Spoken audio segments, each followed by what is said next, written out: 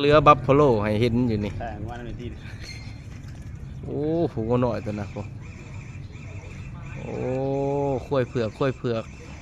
ยังลงเรือให้เห็นอยู่ได้นี่ได้แม่พี่ตรงเออ